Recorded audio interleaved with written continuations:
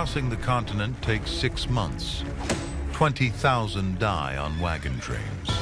By ship, it's an 18,000-mile journey around South America. To conquer the wilderness and unite East and West, President Lincoln greenlights a transcontinental railroad.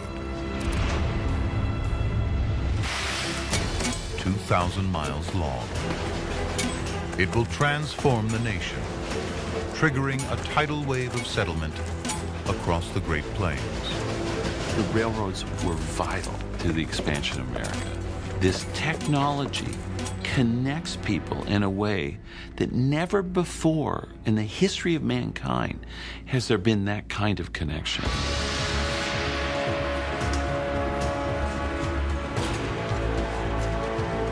America's ancient wilderness meets modern American steel and muscle. An army of hammer-wielding men,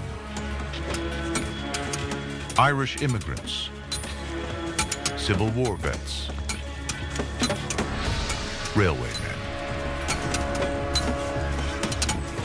Their mission, to tame nature itself.